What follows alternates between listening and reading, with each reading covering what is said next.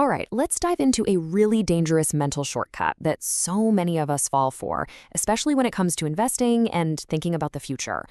It's this tiny flaw in our thinking that honestly can lead to some massive, massive mistakes. So, to get us started, just let this quote from Stanford professor Scott Sagan sink in for a second. It sounds simple, right? But it is so profound.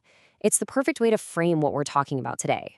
Our world is constantly being shaped by surprises, by things that have never, ever happened before. And that idea brings us straight to what we're calling the historian's trap. You know what this is?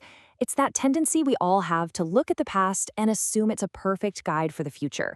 We start treating historical data like it's a crystal ball. But as we're about to see, that can be a seriously flawed way to look at the world. So, why is this a trap? I mean, why is leaning on the past so risky, especially when we're talking about our money? Well, it's because investing is just fundamentally different from almost any other field of study. Just look at this comparison. In the hard sciences, like medicine or geology, the past is a fantastic guide because the rules don't change. A kidney works the exact same way today as it did 1,000 years ago. But investing? Whoa, that's a whole different ballgame. It's not run by physical laws. It's run by the messy, emotional, and, let's be honest, often irrational decisions of millions and millions of people. You know, the brilliant physicist Richard Feynman nailed it with this quote. Physics works because electrons don't get greedy or scared. They don't have good days and bad days. They don't panic sell when the market dips. But people, we do. And that one little fact, that human element, it changes everything. So because investing and the economy are driven by us, by people, they're always vulnerable to these giant shocks and surprises. And these events, these outliers, have an absolutely massive impact on everything that comes after. I mean, really think about it. When you look back at the last century, what were the events that actually shapes the world we live in today? It wasn't the normal average day. No way. It was the huge, record-breaking outliers, what some people call tail events. Things like the Great Depression, World War II, 9/11, these were the moments that changed the entire course of history. And the scale of this is just, it's mind-boggling. Over 15 billion people were born in the 19th and 20th centuries. But you could argue that the entire direction of our world was set by just a handful of them. People like Hitler, Stalin, Edison, or Gates. That percentage is so tiny you can barely even see it. The point is, our world isn't driven by what's average. It's driven by the extremes.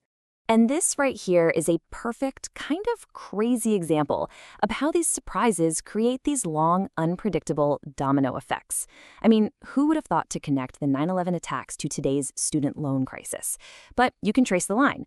The attacks happened, so the Fed cut interest rates. Those low rates created a housing bubble, which then burst, which then created a terrible job market, which left a whole generation of graduates buried in debt. That's how this stuff actually works. And this gets to the absolute core of the problem. We're always trying to prepare for the worst case scenario by studying the last crisis. But guess what? When the Great Depression hit, or when the 2008 crash happened, there was no precedent for them. They were new. So if you're only getting ready for what's already happened, you are, by definition, going to be unprepared for what's coming next. So it isn't just that these big outlier events happen. The history books can be misleading for another huge reason. The actual rules of the game, the very structure of our economy, are always changing.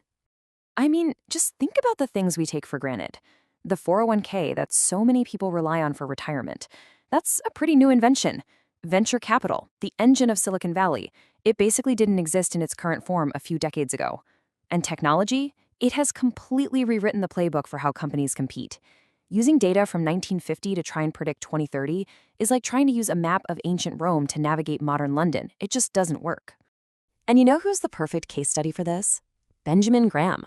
This guy was the father of value investing, a total master of using data from the past.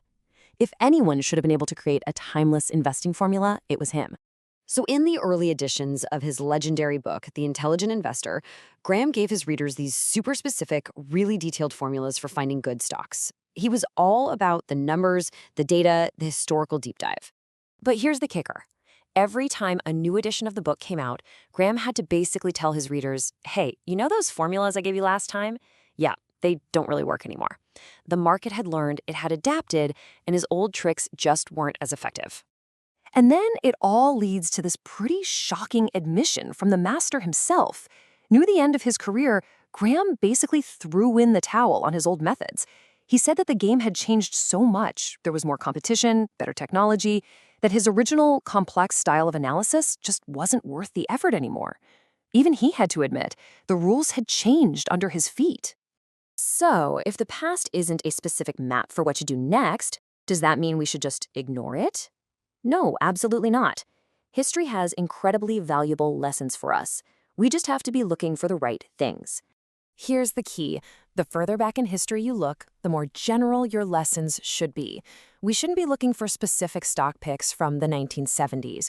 What we should be looking for are the timeless patterns of human behavior. How do people act when they're stressed? What does greed and fear do to us? Why do we always get swept up in bubbles? How do we respond to incentives? Those things never change. Which, of course, leaves us with the big, multi-trillion-dollar question. If we know we can't just use the past as a map, then how in the world do we plan for a future that we know is going to be unpredictable? It's a question we all need to be asking.